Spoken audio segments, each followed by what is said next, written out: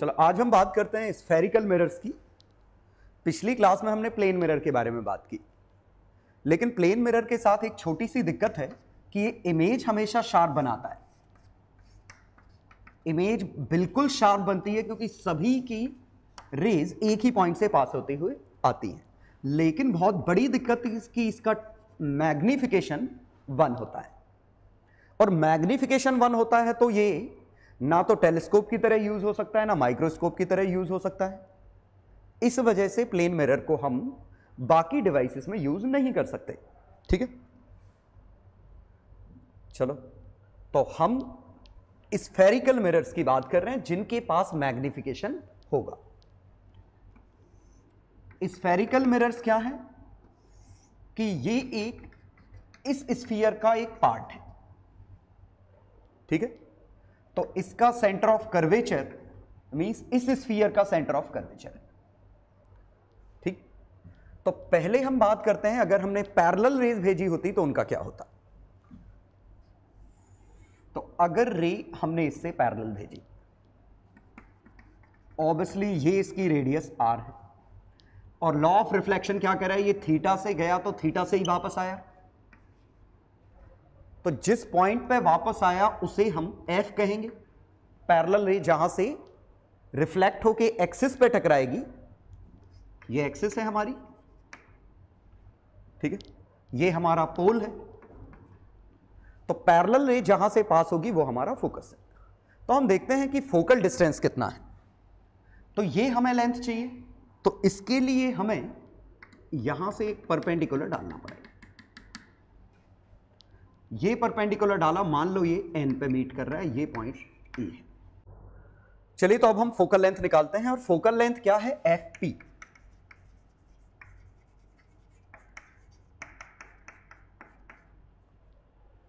Focal length है fp, और fp की वैल्यू क्या आएगी, fn plus np, this length plus this length. अब fn कितना है, इसका cos थीटा, इसका cos 2 थीटा, लेकिन इस पूरी ज्योमेट्री में हमें सिर्फ कहा जाए तो एक ही लेंथ पता है, कौन सी, r। तो r के टर्म में निकालें तो ये r है, ये r sine theta, r sine theta का cot 2 theta, r sine theta का cot 2 थीटा, क्योंकि इसका और इसका रेशो cot 2 थीटा है। np क्या है, np लेंथ है, cp में से cn माइनस कर दूं,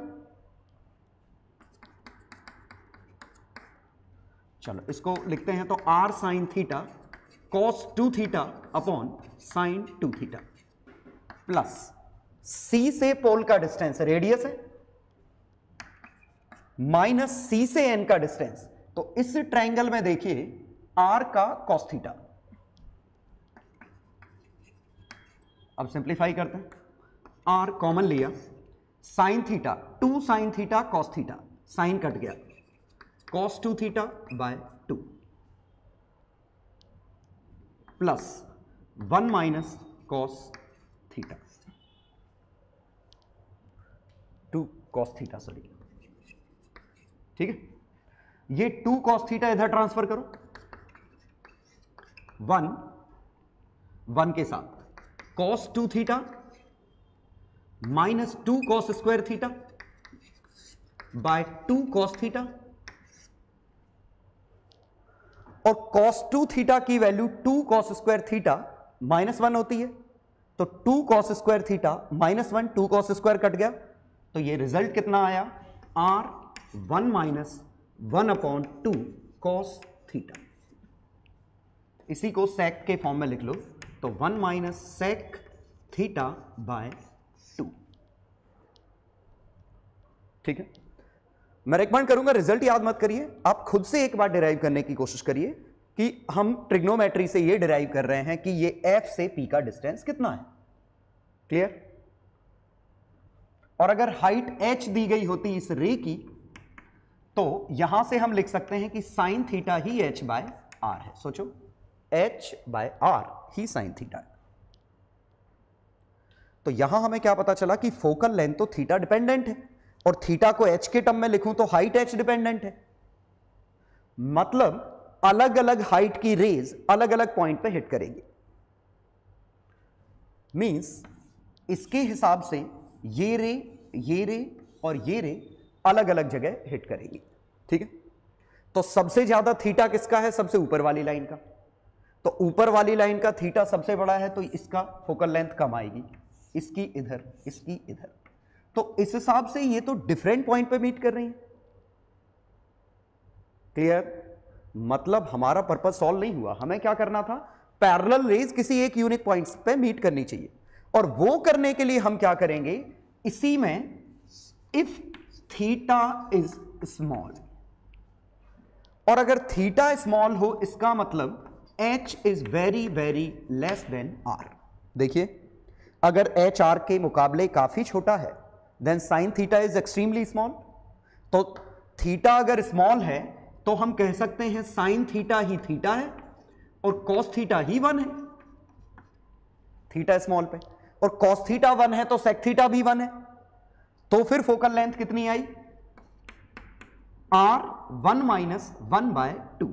तो it is approximately r/2। Clear? तो फोकल लेंथ हमारी r/2 कब आ रही है? जब हम थीटा स्मॉल रख रहे हैं, और थीटा स्मॉल रखना मतलब h is very much less than r, और ये करना ही इसी को हम पैरेक्सियल रेज कहते हैं। Paraxial rays means the rays which are very close to axis, तो कम हाइट में है। ठीक है, तो ये हाइट अगर कम होगी तो रेज यहां मीट करेंगी, लेकिन अगर ये हाइट बड़ी करोगे तो फिर ये रेज अलग अलग जगह मीट करेंगी। ठीक, तो focal length equal to r/2 का प्रूफ ये है। लेकिन इस प्रूफ में बस आपको ध्यान एक चीज रखनी है कि ये सिर्फ तभी ट्रू है जब हाइट h काफी छोटी हो। अदरवाइज पैरेलल रेज एक पॉइंट पे फोकस नहीं होगी, और फोकस नहीं होगी तो शार्प इमेज नहीं बनेगी, तो हमारा पर्पस ही सॉल्व नहीं होगा। तब ये मिरर की तरह बिहेव नहीं कर पाएगा, शार्प इमेज नहीं बना पाएगा।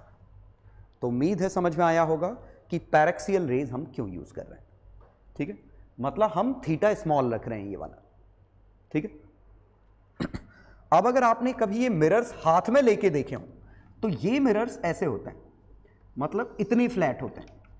हाथ में अगर आप लेके देखोगे तो इतने फ्लैट, और हम रेज भेज रहे हैं यहां से, और ये जिस स्फीयर का पार्ट है उस स्फीयर की रेडियस काफी बड़ी है, और हम हाइट ले रहे हैं काफी छोटी, क्योंकि हमने ये लिया ही इतना सा है। तो हम कैसे करते हैं कि एक बहुत बड़े स्फीयर का बहुत छोटा सा पार्ट, ये इतना सा पार्ट ये मिरर है, तो अगर रेज जाएंगी भी तो इस हाइट से जाएंगी, और ये रेडियस के मुकाबले काफी छोटी है, तो अपने आप ये थीटा स्मॉल होगा और अपने आप ये अप्रोक्सीमेशन ट्रू होगा। क्लियर? तो मिरर अगर आपने हाथ में लेके देखे हो तो ये ऑलमोस्ट फ्लैट से लगते हैं, मतलब कई मीटर्स के ऑर्डर की रेडियस होती है, और ये फ्यू सेंटीमीटर होता है हाइट। क्लियर? तो उम्मीद है समझ में आ गया होगा कि ये वाली लेंथ हमारी क्या है? अपर्चर, और ये क्या है? Curvature, radius of curvature. और हम अपर्चर काफी छोटा रखते हैं कर्वेचर के मुकाबले, so that paraxial approximation holds true, और फोकल लेंथ r/2 आ जाए, और सभी रेज एक जगह फोकस हो पाए। ठीक है, तो उम्मीद है समझ में आया होगा पहला पॉइंट। रिजल्ट याद करने की जरूरत नहीं है, हाँ ये तो आपको वैसे भी याद हो जाएगा F = r/2। बस आपको याद क्या रखना है, ये कब ट्रू है।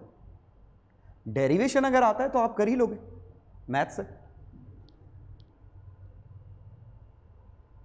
इसी डिस्कशन को एक मैथमेटिकल सिमुलेशन से हम देख लेते हैं। ये प्योर मैथमेटिकल सिमुलेशन है, मींस कैलकुलेशन बिल्कुल प्रिसाइज किए गए हैं। तो देखिए, ये हमारा एक कर्व्ड मिरर है, और ये कर्व्ड मिरर का सराउंडिंग स्फीयर है। ठीक है, अब हम क्या कर रहे हैं, यहां से इसकी एक्सिस के पैरेलल रेज डाल रहे हैं।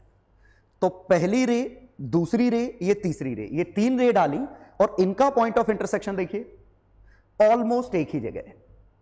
और लेकिन अब हम क्या करते हैं, इन्हीं रेज को ऊपर उठाते हैं। तो अगर हम इन्हीं रेज को ऊपर उठाते तो देखिए अब इनका इंटरसेक्शन देखिए अलग अलग जगह आ रहा है एक्सिस पे। सबसे ज्यादा वाली हाइट की फोकल लेंथ सबसे कम है। समझ में आया कि अलग अलग हाइट पे अलग अलग पॉइंट ऑफ इंटरसेक्शन है। लेकिन अगर इन सबकी हाइट में कम कर दूं, किसके कंपैरिजन में? रेडियस के कंपैरिजन में, तो एंगल्स सभी छोटे होंगे और हमारा अप्रोक्सीमेशन सही होगा, और कम एंगल पे ये एक पर्टिकुलर ऑलमोस्ट यूनिक पॉइंट पे मीट कर रहे हैं। हां, इसी को अगर हम जूम करें अच्छा खासा, तो देखिए जूम करने पे आपको समझ में आ रहा है पॉइंट यूनिक है लेकिन एग्जैक्ट पॉइंट नहीं है। काफी क्लोज है लेकिन एग्जैक्ट पॉइंट नहीं है, लेकिन वो इनफ है, डेली लाइफ के लिए इनफ है कि इमेज शार्प होगी। क्लियर? अब एक बहुत बड़ा क्वेश्चन इसमें ये उठता है कि पैराबोला की तो ये प्रॉपर्टी है ना कि पैरेलल रेज अगर हम डालते तो फोकस पे मीट करती, और ये तो डिपेंड ही नहीं करता हाइट से। ये तो पैराबोला की ज्योमेट्री से प्रूव हुई प्रॉपर्टी है कि पैरेलल रेज हमेशा फोकस से मीट करती है। तो हम पैराबोला ही यूज क्यों नहीं करते? क्योंकि इसमें तो अप्रोक्सीमेशन का लफड़ा ही नहीं है ना। ठीक है, समझाता हूं, ये भी हम सीधे सिमुलेशन से ही समझेंगे। अब देखिए ये पैराबोला का सिमुलेशन है, पैराबोला बना हुआ है, ये भी मैथमेटिकली एक्यूरेट है। अब इस पे हम पैरेलल रेज डालें तो 1 2 3, ये 3 रेज हमने डाली और तीनों रेज एक ही पॉइंट पे मीट कर रही है। और अगर मैं इनकी हाइट भी बदल रहा हूं तो भी पॉइंट यूनिक है। इससे लगता है कि ये तो बड़ी अच्छी बात है, ये तो पैरेक्सियल अप्रोक्सीमेशन का लफड़ा ही नहीं है। अब मैं क्या करता हूं, इन्हीं पैरेलल लाइंस को टिल्ट करता हूं। अगर इन्हीं पैरेलल लाइन को तीनों को मैं एंगल दे दूं, अब जरा देखिए एंगल देने पे क्या दिक्कत हुई कि अब पॉइंट ऑफ इंटरसेक्शन यूनिक नहीं आया। क्लियर? तो प्रॉब्लम क्या है कि पैराबोला तभी पॉइंट ऑफ इंटरसेक्शन यूनिक बनाता है जब जो पैरेलल रेज हैं वो एक्सिस के पैरेलल हो। लेकिन जरा हम देखते हैं कि क्या आर्क के लिए यही चीज ट्रू है कि तिरछा गिरने पर रेज एक ही जगह मीट करेंगी कि नहीं। तो हम क्या करते हैं कि आर्क और पैराबोला दोनों को कंपेयर करते हैं। ये इधर आर्क है, एक तरफ पैराबोला है, दोनों पे पैरेलल लाइन डाली, एक्सिस के पैरेलल है, ऑलमोस्ट दोनों एक यूनिक पॉइंट पे मीट कर रहे हैं। पैराबोला का असली यूनिक पॉइंट है, इसका अप्रोक्सीमेटेड यूनिक पॉइंट है। अब हम इसमें क्या कर रहे हैं कि दोनों रेज को टिल्ट कर रहे हैं। तो इधर मैंने टिल्ट किया, उधर भी टिल्ट किया। अब रेज का इंटरसेक्शन देखिए, स्फेरिकल के लिए अब भी रफली एक यूनिक पॉइंट है, लेकिन प्लेन पैराबोला के लिए यूनिक पॉइंट नहीं आया। तो पैराबोला के साथ यह दिक्कत हो गई। ठीक है, इसका मतलब हम पैराबोला वहां यूज करेंगे जहां एक्सिस के पैरेलल आना होगा, क्योंकि ये बहुत अच्छा बिहेव कर रहा है। तो कहां? डिश एंटीना में।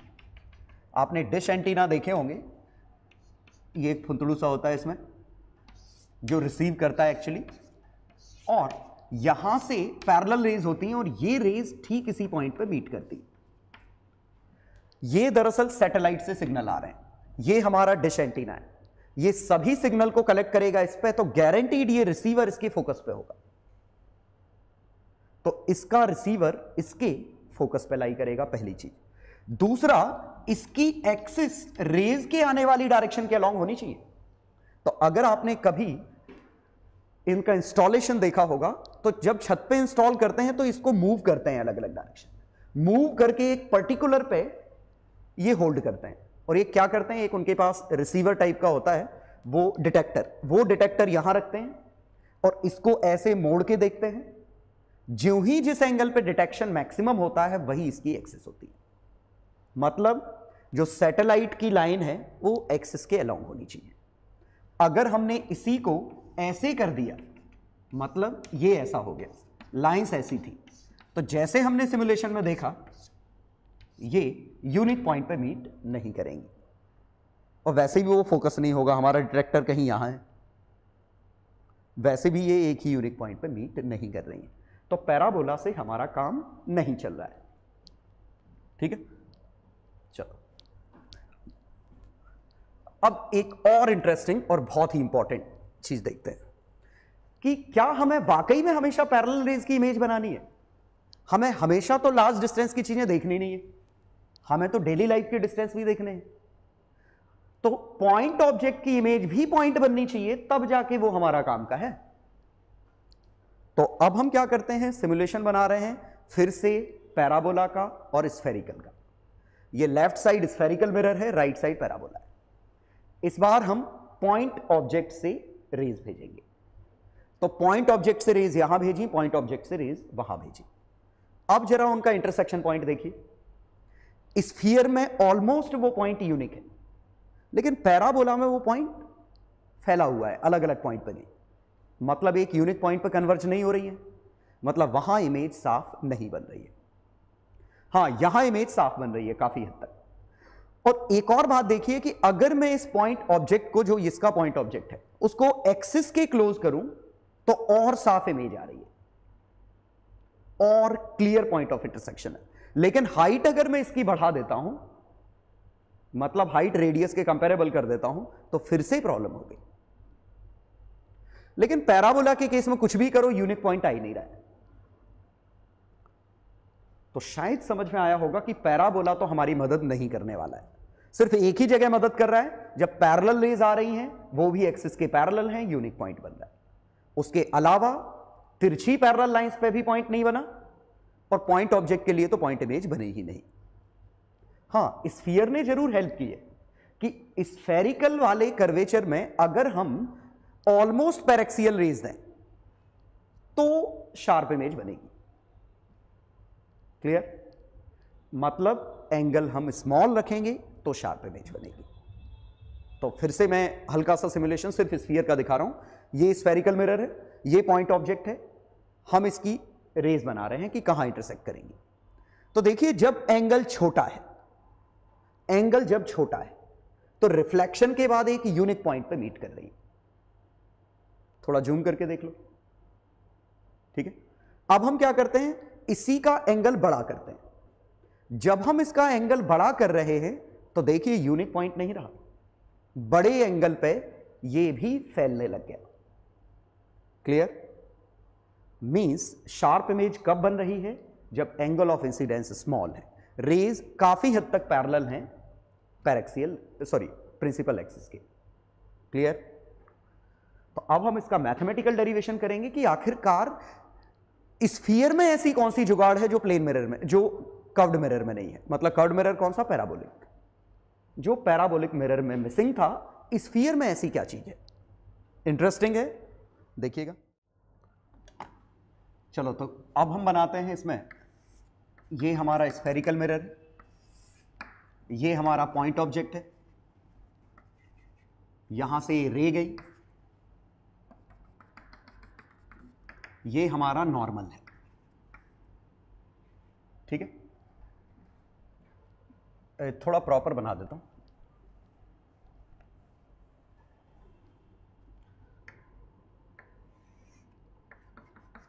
ये हमारा स्फेरिकल मिरर है, ये इसकी प्रिंसिपल एक्सिस है, यहां से हम नॉर्मल डिफाइन करते हैं, ये नॉर्मल है। तो ऑब्वियसली ये सेंटर से पास हो रहा होगा, ये हमारा पोल है। अब हम इस पर रेज डालने वाले हैं यहां से,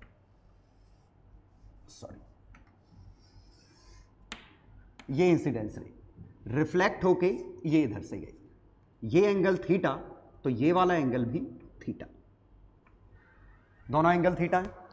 ये इमेज है, ये ऑब्जेक्ट है, ठीक।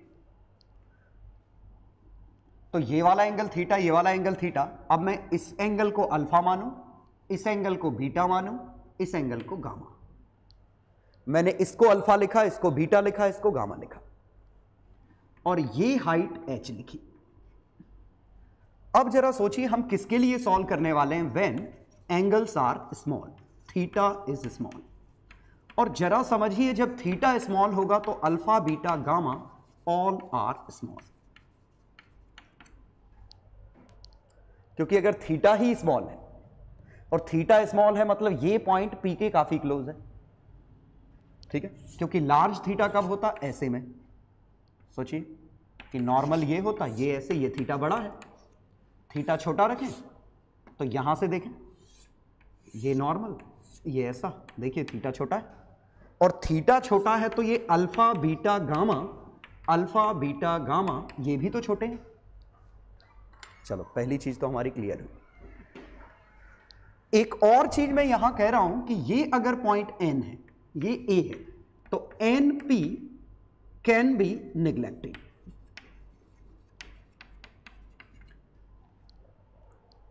NP वाले टर्म को हम निग्लेक्ट कर सकते हैं। वजह समझिए, NP कितना है, R का, NP की value R minus R cos beta.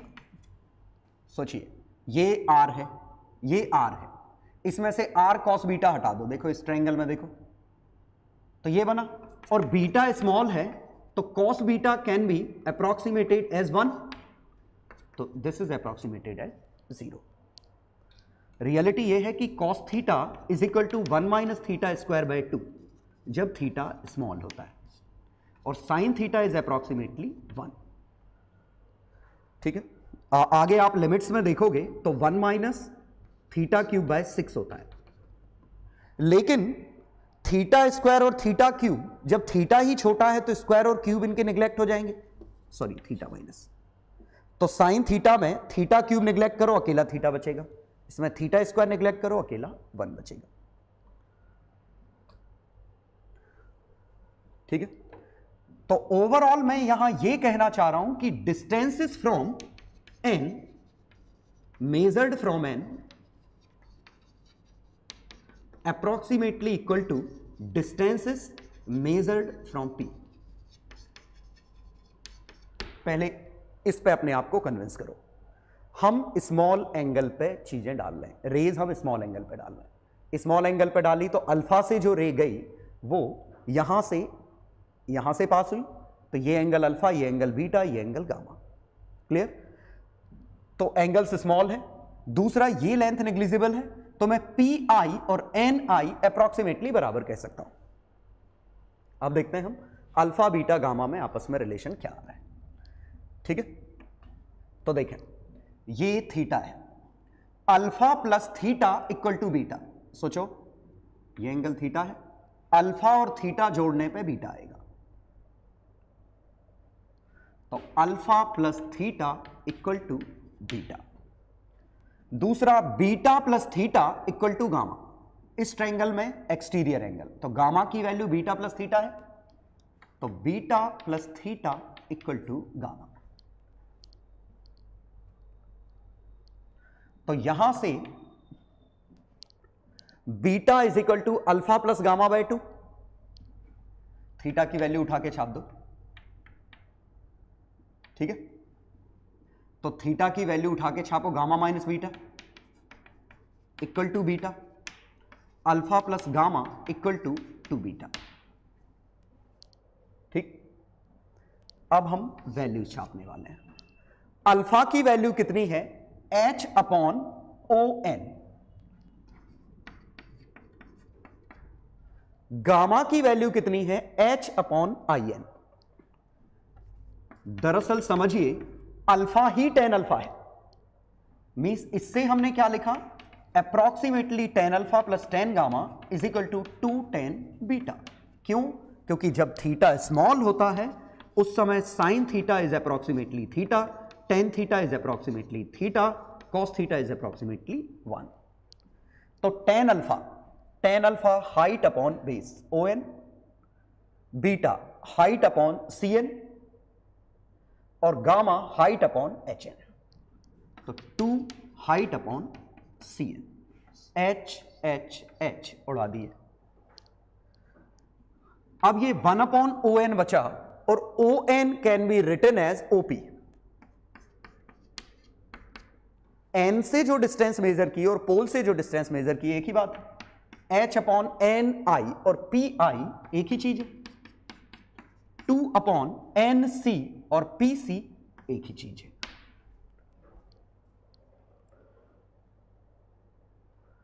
तो ये हमारा आंसर आया। अब जरा देखें पीओ क्या है, पीओ यू है, पी आई भी है, और R/2 ही तो F था। ये मिरर फॉर्मूला इस तरीके से प्रूव हो रहा है। ठीक है, मैं पर्सनली इस फॉर्मूले को कैसे सोचता हूं वो ध्यान दीजिएगा। अल्फा बीटा गामा, अल्फा में थीटा जोड़ो बीटा आया, बीटा में थीटा जोड़ो गामा आया। तो मैं कैसे सोचता हूं, अल्फा बीटा गामा एपी में है। अल्फा में थीटा जोड़ने पे बीटा, बीटा में थीटा जोड़ने पे गामा, तो ये तीनों एपी में है। और अगर ये तीनों एपी में हैं तो हम कह सकते हैं कि tan alpha tan beta ten gamma भी एपी में है, क्योंकि ये बराबर ही है। अब जरा देखिए, tan alpha tan beta ten gamma AP में है, तो टेन अल्फा क्या था, H/ON, बीटा H/CN, H/IN। तो H न्यूमरेटर कट गए, तो इनके डिनोमिनेटर HP में होंगे। अगर ये तीनों AP में हैं तो इनके डिनोमिनेटर क्या, ON, CN, IN, ये HP में होंगे। और अगर HP में है तो इसका 1/, और इसका 1/, का सम, इसका और इसका 1/, का सम। क्यों, याद करो, ABC HP में है तो 1/A + 1/C = 2/B होता है। तो 1/this + 1/this = 2/this, यही लिखा है। तो ये कुछ और नहीं, ये इस डिस्टेंस और इस डिस्टेंस के HP की कंडीशन लिखी हुई है कि ये हार्मोनिक प्रोग्रेशन में। तो कोशिश करिए, थोड़ा सा कॉमन सेंस बनेगा आपका। ठीक है, तो मैंने कॉन्सेप्ट क्या क्या यूज किए। एक तो ये डिस्टेंस नेग्लिजिबल है, अल्फा बीटा गामा स्मॉल है, तो हमने उनको 10 से रिप्लेस किया, 10 की वैल्यू सब्स्टिट्यूट की, अल्फा बीटा गामा में रिलेशन निकाला। ठीक है, छाप लो, क्योंकि हमें इस रिलेशन की जरूरत पड़ेगी, लेकिन हम ये यहां नहीं लिखने वाले हैं अभी। ठीक है, ध्यान रखना इसका रिजल्ट क्या आया था इस फॉर्म में।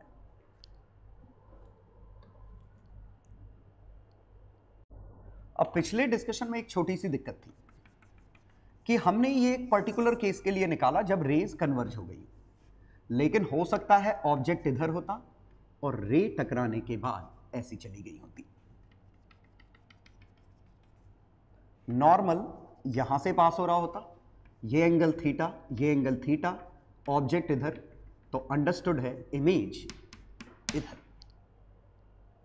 तो इसके लिए फिगर ये बनता, तो फिगर ही बदल गया हमारा। अब जरा हम इसके लिए सॉल्व करते हैं, अल्फा बीटा गामा। तो अल्फा की वैल्यू, ये हाइट h, p और n एक ही चीज है तो मैं इसी को p मान ले रहा हूं। तो यहां से पहले अल्फा प्लस थीटा की वैल्यू बीटा है, अल्फा प्लस थीटा बीटा है, और यहां से gamma, gamma plus beta 2 theta है, गामा और बीटा 2 थीटा है। ठीक है, थीटा एलिमिनेट कर दूं तो ट्वाइस मल्टीप्लाई करके ऐड कर दूं तो 2 alpha plus gamma, 2 alpha plus gamma plus beta, 2 beta plus 2 theta cut गया। ठीक है, या सिंपली थीटा एलिमिनेट करना है हमें। थीटा क्यों एलिमिनेट कर रहे हैं ये भी जरूरी है। अल्फा बीटा गामा में रिलेशन चाहिए, क्योंकि इन तीनों को हम tan थीटा से रिप्लेस करके लिख सकते हैं, लेकिन इस थीटा की वैल्यू नहीं लिख पा रहे हैं, इसीलिए हम थीटा की वैल्यू एलिमिनेट कर रहे हैं। तो यहां से मैं वैल्यू छापूं, गामा प्लस बीटा = 2 थीटा, और थीटा क्या है, बीटा माइनस अल्फा। तो यहां से gamma minus beta = -2 alpha, gamma minus beta -2 alpha. Value छापो, गामा की वैल्यू कितनी है, गामा की वैल्यू है H/PI, H कट जाएगा, बीटा की वैल्यू H/PO, H कट जाएगा, अल्फा की वैल्यू H/ और सेंटर से जो डिस्टेंस है वो R ही तो है, तो -2/PC या R लिख सकते हैं इसको। इस बार देखिए, अगर मैं इसको V देता, इसको U देता, तो 1/V - 1/U = -2/F, कुछ और बन गया ये तो फॉर्मूला वो नहीं आया जो पिछली बार आया था। देखते हैं, अब ये तो हमने कन्वर्जिंग के लिए निकाला, अब मैं इस रे के लिए निकालता हूं, देखता हूं क्या बनता है। यहां से गया, इसका सेंटर यहां होगा, रिफ्लेक्ट होकर रे इधर जाएगी, तो ये इमेज, ये ऑब्जेक्ट, इमेजिन करो यहां से रे डालते, रिफ्लेक्ट होकर यहां से जाती, ये हमारा नॉर्मल होता। अब देखते हैं, ये हमारी हाइट h है। वंस अगेन पी और एन सेम है तो हम दिमाग नहीं लगा रहे इसमें। अल्फा बीटा गामा, अल्फा, ठीक है, ये एंगल थीटा, ये एंगल थीटा, ये एंगल बीटा, ये angle gamma. Relation alpha plus beta 2 theta है, और यहां से ये एंगल कितना है, थीटा। बीटा की value theta plus gamma, beta की value theta plus gamma, alpha plus beta की वैल्यू 2 थीटा। थीटा एलिमिनेट करो तो थीटा की वैल्यू उसमें छाप दो, alpha plus beta twice of beta minus gamma, ठीक है। तो 2 बीटा और बीटा, तो alpha minus beta equal to -2 gamma, ये बना। अल्फा की वैल्यू h अपॉन पीओ, तो 1 अपॉन पीओ, h काट दिया। बीटा की वैल्यू h अपॉन पी आई, गामा की वैल्यू h अपॉन पीसी, और पीसी ही रेडियस आर है। और जरा देखिए फिर से रिजल्ट बदल गया, इसका पी आई पे प्लस है, उसके पी आई पे माइनस है, पीओ पे माइनस है, इसके पीओ पे प्लस है, -2/r वाला टर्म सेम है, ठीक। तो यहां से समस्या ये आई कि ये तो हर फिगर के लिए एक अलग फॉर्मूला है, इस फिगर के लिए अलग, उस फिगर के लिए अलग, और जो तीसरा हमने फिगर निकाला था, तीसरा फिगर कैसा था शायद हमारा ऐसा वाला था, और इसका आंसर आया था 1 upon PO plus 1 upon P I is equal to 2 upon R. तो ऐसे हम कितने फॉर्मूले याद करेंगे, लेकिन यही साइंटिस्ट का दिमाग आता है फिर, कि इतना बढ़िया ट्रिक इसमें लगाई कि सब फॉर्मूले एक ही चीज में रिड्यूस हो जाएंगे अगर हम साइन कन्वेंशन लगा दें। दिक्कत क्या हो रही है, क्योंकि हम इनको डिस्टेंस ट्रीट कर रहे हैं। अगर हम इनको डिस्टेंस की तरह साइंड डिस्टेंस मान लें, signed distance means which can be positive और नेगेटिव बोथ, जो प्लस माइनस हो सकते हैं, तो each and every formula will reduce to a particular single formula. समझाते हैं, तो हमें साइन कन्वेंशन पहले समझने पड़ेंगे कि हमारे साइन कन्वेंशन क्या है। तो साइन कन्वेंशन क्या है, पहला, all distances are measured from pole, पहला पॉइंट, और दूसरा, distances parallel to incident ray या in direction of incident ray are positive. अब जरा समझिए, हमने ये 2 रूल मान लिए कि सभी डिस्टेंसेस पोल से मेजर होंगे और जो इंसिडेंट रे के डायरेक्शन में है वो पॉजिटिव। देखते हैं, पहला फॉर्मूला, पोल कहां है, यहां, ठीक है, ये दरअसल पीसी था, है ना, पीसी, आर ही तो पीसी था, ठीक है, रेडियस आर ही पीसी थी, सेंटर से डिस्टेंस, ये फॉर्मूले बन रहे थे, आर हमेशा ही पीसी है। अब हम जरा देखते हैं 1 अपॉन पीओ, तो PO, all distances are measured from pole, already pole से मेजर किया, लेकिन इंसिडेंट रे हमारी इस तरफ है और हम जा रहे हैं अपोजिट, इंसिडेंट रे इस तरफ, हम जा रहे हैं अपोजिट, तो 1 अपॉन पीओ को 1 अपॉन माइनस यू लिख सकता हूं। अब पी आई भी उल्टी डायरेक्शन में जा रहे हैं, स्टार्ट पी से करना है, आई पे जाओगे इस तरफ, 1 अपॉन माइनस भी, और यहां सेंटर भी उल्टी ही साइड है, पी सी, तो इसको हम क्या लिखेंगे, 2 अपॉन माइनस आर। अब जरा देखें फॉर्मूला क्या बना, 1 upon U, 1 upon V, 1 upon R by 2। Clear,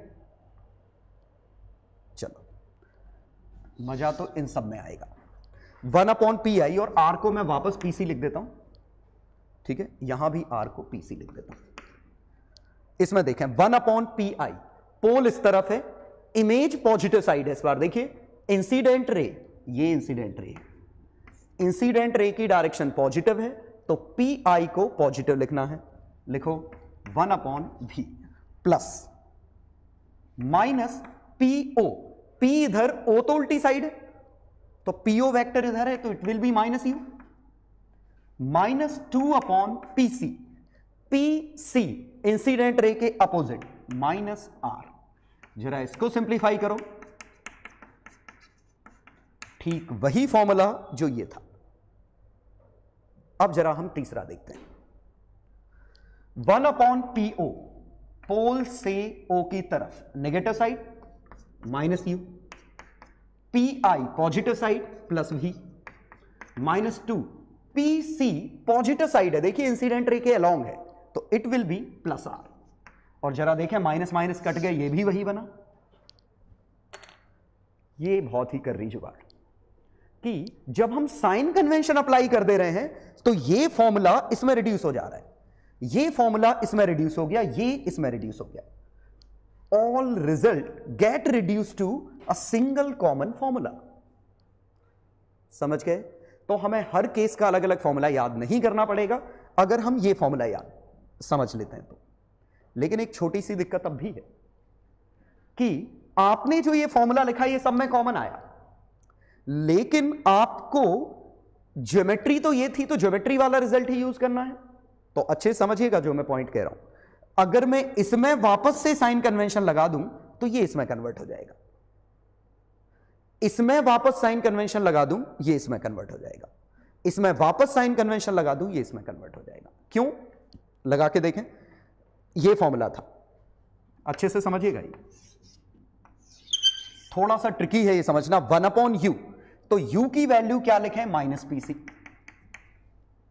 u की वैल्यू माइनस पीसी, v की वैल्यू, इमेज उस तरफ नहीं, ये फिगर है, सॉरी, 1/-pi और 1/r/2, रेडियस इसकी नेगेटिव, तो ये इसमें कन्वर्ट हो गया। ऐसे ही लास्ट में हम ये लगा के देखते हैं, इसमें लगा के देखते हैं। तो 1/u plus 1/v is equal to 1/f।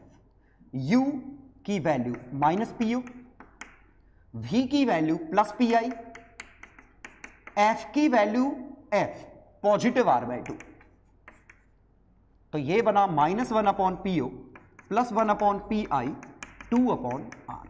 और ये रिजल्ट बिल्कुल सेम है, देखो हर जगह नेगेटिव आ गया बस। तो जुगाड़ क्या है कि जो ये हमारा फॉर्मूला बना, ये अगर हम इसमें साइन कन्वेंशन अप्लाई कर दें तो हम वापस से जब इस क्वेश्चन के लिए सॉल्व करेंगे तो इस ज्योमेट्री पे पहुंचेंगे, इस क्वेश्चन के लिए सॉल्व करेंगे तो इस ज्योमेट्री पे पहुंचेंगे, मतलब सभी ऑटोमेटिकली सही हो जाएगा। तो दरअसल हम एक ही चीज दो बार कर दे रहे हैं। पहले साइन कन्वेंशन किए, एक फॉर्मूला आ गया, वापस से साइन कन्वेंशन लगा दिए, ओरिजिनल चीजों पे पहुंच गए। ठीक है?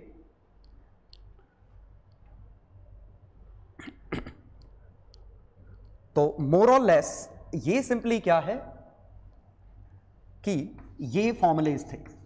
जब हम साइन कन्वेंशन अप्लाई कर रहे थे तो हर फॉर्मूला एक कॉमन फॉर्मूले में कन्वर्ट हो गया,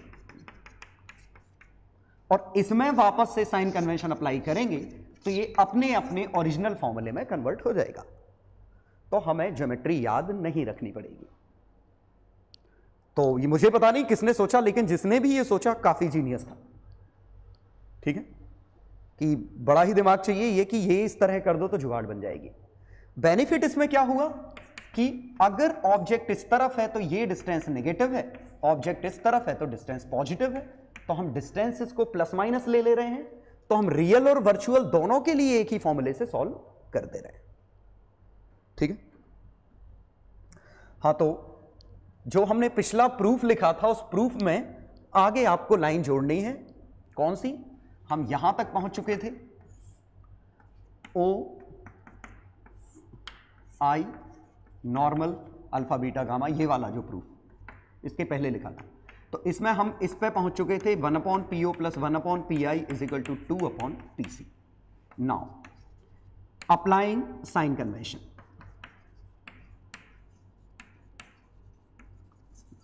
sign conventions, PO equal to minus U, PI equal to minus V, P C equal to minus R. तो इक्वेशन 1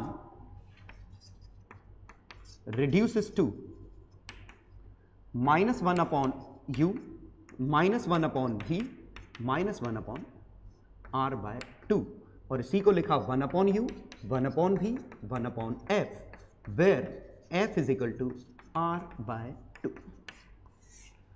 और अब सब कुछ साइन कन्वेंशन के साथ है, इवन ये रेडियस भी, इसके लिए रेडियस नेगेटिव है, उसके लिए रेडियस पॉजिटिव है। क्यों नेगेटिव? क्योंकि पोल से सेंटर की तरफ इंसिडेंट रे के अपोजिट है, पोल से सेंटर की तरफ इंसिडेंट रे के अलोंग है।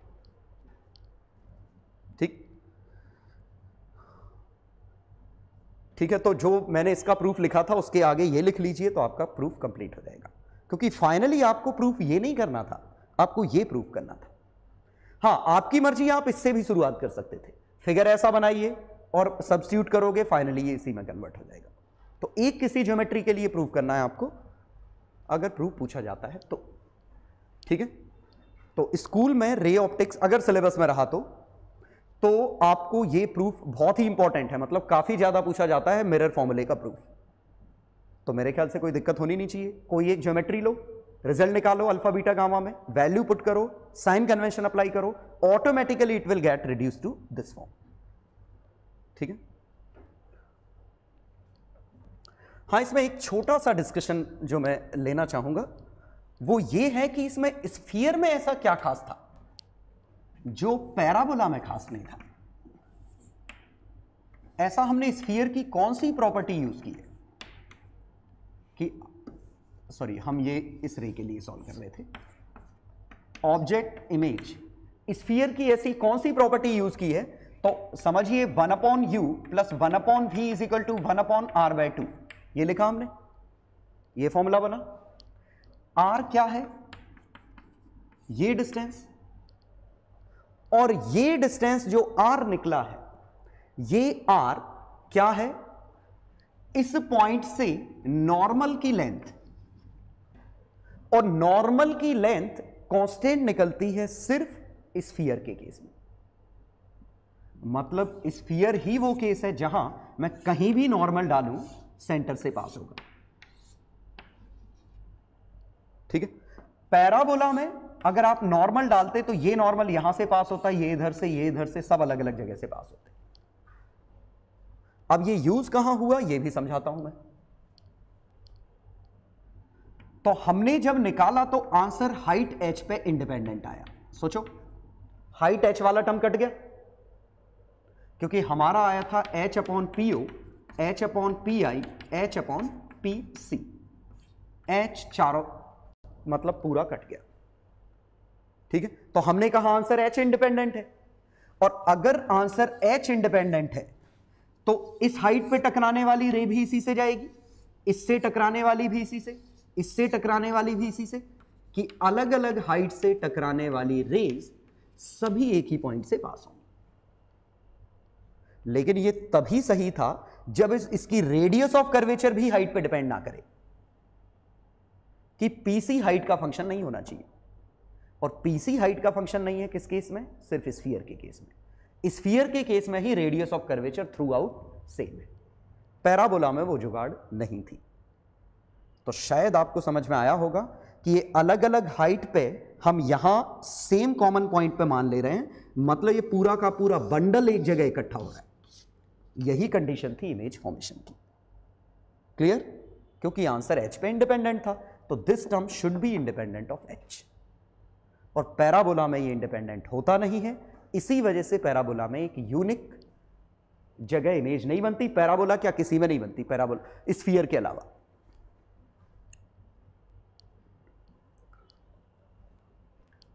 ठीक, चलो, तो उम्मीद है समझ में आया होगा कि क्या रोल है हाइट का। हाँ, इसमें एक और छोटा सा डिस्कशन है कि आपने जब इलिप्स पढ़ा होगा तो इलिप्स में आपने देखा होगा कि फोकस पे रखी हुई ऑब्जेक्ट की शार्प इमेज दूसरे फोकस पे बनती है। तो इलिप्स के केस में तो ऐसा हो रहा है। चलो ये भी मैं सिमुलेशन से दिखाता हूं। ये इलिप्स है वाकई में उस पॉइंट पर रखी हुई सभी रेज इस पॉइंट से पास हो रही हैं, ठीक है। मैं इनको मूव कर रहा हूं तब भी वो वहीं से पास हो रही है, मतलब ये शार्प इमेज बना रहा है। लेकिन जरा उस पॉइंट को मूव करके दिखाता हूं जिससे रेज पास हो रही है, उसको जो ही मैं मूव करा रहा हूं तो देखिए अब नहीं हो रही है शार्प, एक ही पॉइंट से पास, कहीं और ले गया, अब तो इमेज नहीं बनी। तो इलिप्स तो सिर्फ तभी काम का है जब आपको एक फोकस से लेके सीधे दूसरे फोकस पर रेज गिरानी। आर्बिट्रेरी पॉइंट से किसी पॉइंट पर मीट करें, ये इलिप्स की प्रॉपर्टी नहीं है। लेकिन साइंटिस्ट इसमें भी कमाल के, उन्होंने इसका भी यूज कर लिया कि इलिप्स का एक रेज से जाने, एक फोकस से जाने वाली रेज शार्पली दूसरे फोकस पर मीट करती है। ये करते हैं कैंसरस सेल्स को डिस्ट्रॉय करने के लिए। जैसे ह्यूमन बॉडी में किसी पर्टिकुलर पॉइंट पे कैंसर है, अब आपको वहां पे उस कैंसर को किल करना है, तो आप यहां से गामा रेज डालोगे और उस पॉइंट का जो पर्सन का, मान लीजिए इस हाथ पे यहां कैंसर है, तो मैं ये हाथ एग्जैक्टली इसी पॉइंट पे रख दूं तो ये रेज सिर्फ इसी पॉइंट पे टकराएंगे और कहीं नहीं, बाकी बॉडी डैमेज होने से बच जाएगी, एक यूनिक पॉइंट पे ही मीट करेंगे। समझ गए? तो हम क्या करते हैं कि जो लेजर का सोर्स या गामा रेज का सोर्स यहां रखते हैं, उससे जाने वाली रेज इससे, तो जहां हमें हिट करना है वो यहां रखते हैं, ठीक है, क्योंकि इलिप्स ही है जो बिल्कुल शार्प फोकस करेगा। आप अगर ये करोगे तो ये हम बता चुके हैं शार्प फोकस नहीं करता, लगता है कि शार्प फोकस कर रहा है, और पैराबोला तो सिर्फ पैरेलल रेज को फोकस करता है।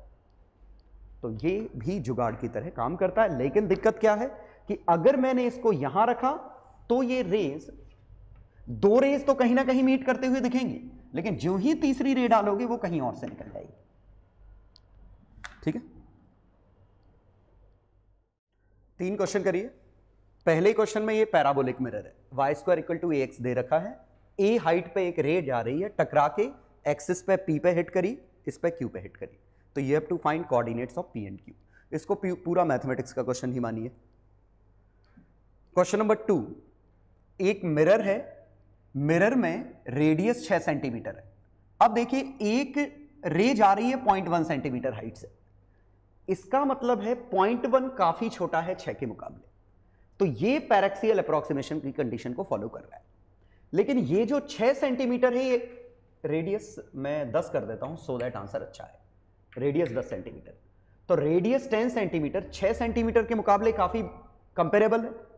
तो यहां आप f equal to r/2 use नहीं कर सकते, तो आपको वो फॉर्मूला यूज करना पड़ेगा थीटा वाला, ठीक है। याद हो तो अच्छी बात है, नहीं तो खुद से डिराइव करके देखो।